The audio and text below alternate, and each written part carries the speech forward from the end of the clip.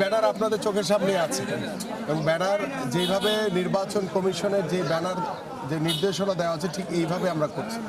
ওনারা ঘরে ঘরে গিয়ে মিথ্যাচারের মাধ্যমে জান্নাতের টিকিট বিক্রি করছে। এটা দেওয়ার মালিক তো আর আমি পারবো না, এটা আল্লাহ দেওয়ার মালিক, ঠিক আছে।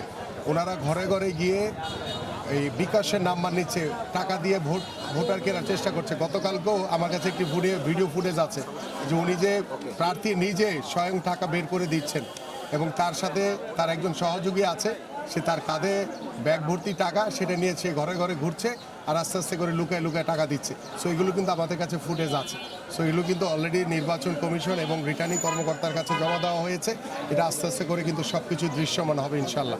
এবং পাশাপাশি ওনারা ঘরে ঘরে গিয়ে মানে গুপ্তভাবে বোরকা পরে কাউকে দিয়ে বা কাউকে রাতের অন্ধকারে গিয়ে তার এনআইডি নাম্বার নিচ্ছে। এনআইডি নাম্বার এবং আগামী ভোটের সাথে কোনো সম্পর্ক নাই।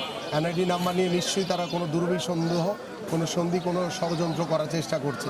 কিভাবে এই ভোটকে প্রভাবিত করা যায়, কিভাবে ভোটকে মানে জাল করে তারা তাদের যে মানে প্রভাবিত করার যে চেষ্টা সেটা যাতে কিভাবে তারা করতে পারে।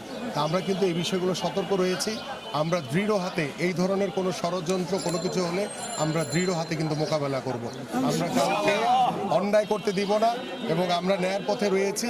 আমার বিরুদ্ধে যদি একটি সিলিও যদি কোনো অভিযোগ তারা দেখাইতে পারে, আমি সেটা দায়িত্ব নিব। এবং আমরা যেটাই তারা করেছে, আরেকটি করেছে আমার খামকে তারা নকল করে সেখানে টাকার অ্যামাউন্ট বসায় দিয়ে তারা নিজেরাই প্রচার করেছে। আমি খামে দিয়েছি হচ্ছে আমার এই দোয়ার জন্য চিঠি দিয়েছি প্রত্যেকটা জুমার নামাজে। সেই দোয়ার চিঠির ভিতরে তার উপর দিয়ে লিখে দিয়েছে আমি নাকি তাদেরকে টাকা দিয়েছি। এটা ডাহা মিথ্যা কথা, এর কোনো সত্যতা নাই। এবং তারা মিথ্যাচারের উপরই কিন্তু ভিত্তি করে তারা রাজনীতি করছে। কারণ গত 17 বছর তারা কোথাও ছিল না। বাংলাদেশ জাতীয়তাবাদী দল বিএনপি রাজপথে ছিল, ওই স্বৈরাচারের বিরুদ্ধে আন্দোলন করেছে, সংগ্রাম করেছে। আমরা গুম খুন হয়েছি। তারা ওই আওয়ামী লীগের ছত্র ছায়া থেকে তারা আজকে এখন নতুন করে ক্ষমতার মোহে পড়ে জনগণকে প্রভাবিত করে মিথ্যাচারের মাধ্যমে তারা ভোটে তারা বিজয়ী হতে চায়। জনগণ 12 তারিখে তাদের বিরুদ্ধে রায় দিবে ইনশাআল্লাহ।